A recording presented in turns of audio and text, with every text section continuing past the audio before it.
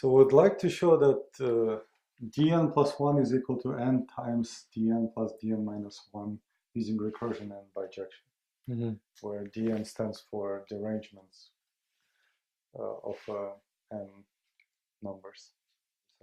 So suppose we have derangement with n plus 1 numbers, and we think 1 goes to some number, let's say I, right? So then we can think, where does I go? Right. Basically, your derangement have two types, right? One is a one-I switch. 1 goes to I goes to 1, and type 1, right? And type 2 will be what? 1 goes to I, and j goes to 1. I is not equal to j. So any such derangement with n plus 1 numbers can be of each type. And now we need to figure out how many numbers of each type are there, how many derangements.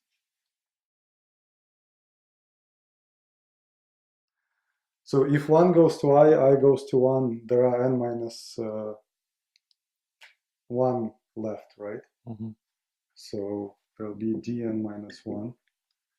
And we also need to multiply by n because we can choose I in n ways. So it's going to be n times dn minus 1. So what happens here?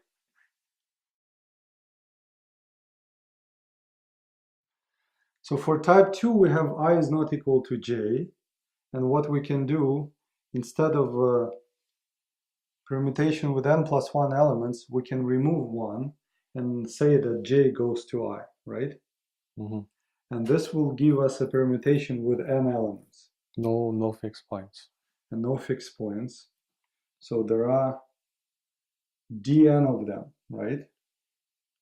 If there are, well, it gives no fixed points. So how many of them we think there are there? Well, we can pick I in n ways, and there are dn derangement with no fixed points, so we think this number is n times dn, right? Right, and they have to be because if they are type 2 permutations like this, right? So clearly this is fine, there are derangements here. And then because if they are different, if they have a different I, then clearly they are different, right? If they have a different I, right? They're clearly different, right? And then if they are the same I, then they're clearly the dn of them different ones, right? So none of those are repeating, right?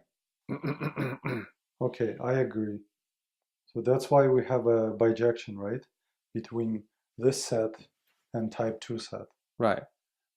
The mapping comes from this. You look at if their I is the same, if one maps to I. If they are different, they are completely different dn copies because we have n copy of those. Okay, right? One for each I. One for each I, right? And within each copy is this, right? Because we already know J clearly matches to I. Yes. Right? Okay. Okay, so they must be different, right? Or if we take a copy, we know that J goes to I. Well, we can pick any column, right? The way I'm thinking about it is, if I have dn, I can pick in n ways a column, right? And say this is ji, and I go from 2 to n plus 1. If I pick this column, then I can move j to 1 and 1 to I, right? So that will give me my initial one. Yeah. So that's why we have a bijection. That's why this is true.